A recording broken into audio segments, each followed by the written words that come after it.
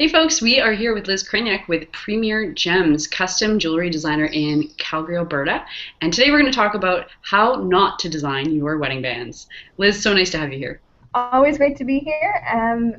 There's this time of year, from March to July is what the jewelers affectionately call wedding band season. We are at busy little bees going crazy making wedding bands for everybody who is getting married in the nicer weather.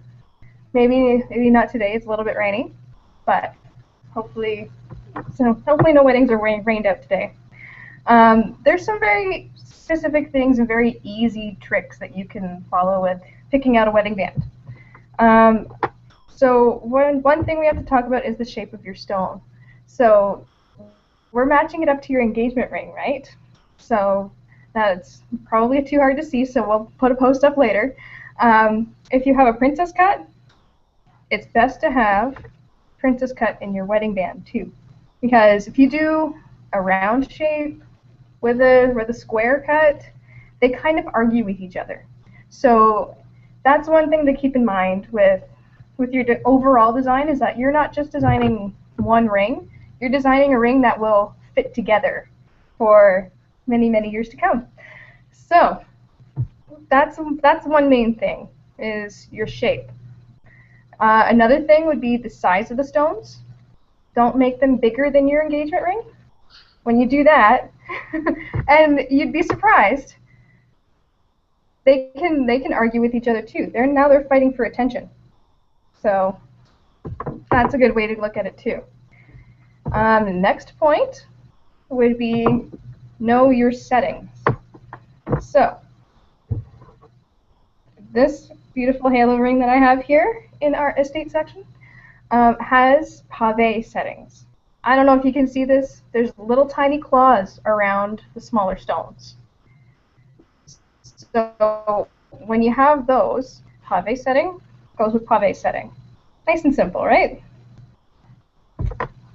And if it's a very clean, modern look in your engagement ring, don't go with the pave setting, because it's too sparkly, it's too busy, and you have a very clean look here. So these ones are too small to really show in the camera, but when you have a channel setting, there's two bands of metal around the stone that are holding it in place, kind of like that one. Well, you probably can't see that at all, but there's the channel setting and then a gypsy setting. And gypsy setting is when there's one small stone that's sunken into the metal, and then the metal surrounding that. And we can show that later. We can bring that up later. But channel, pave, gypsy. Three settings that you need to keep in mind. So basically making sure you're matching the style, the size of the stone, and the settings to the engagement ring. Absolutely. So make sure that they match together, make sure that they work together. So much like your marriage, you're going to work together. So another thing to keep in mind is the size. If you have a really wide band for your engagement ring, you might want to put on your engagement ring and then put on the finger sizer after that, just to see what kind of size that you need. Because when your finger has a little indent in there, and that's usually where your engagement ring fits, and then you have a bit more of a curve in the rest of your finger, and that's where the rest of your ring is going to be sitting. So that might be something to keep in mind, but usually you can keep it the same size as your engagement ring. It's just something that happens once in a while. And the last tip that I can give, after your wedding day, some people like to get their rings soldered together. And when they do that, that way you can wear them side by side and not have to worry about one piece turning over and you have the top showing. There's no need for that. Another thing too we should talk about is fitted bands. So when you have your halo ring, you can't always put a flat band up against it. This is really important. So sometimes you get this gap. When that happens, it gets kind of annoying. So that's when a custom ring comes into play.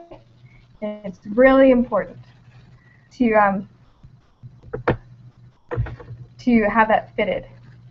So give it at least 4 to 6 weeks before your wedding so that we can actually fit them together and have that made perfectly.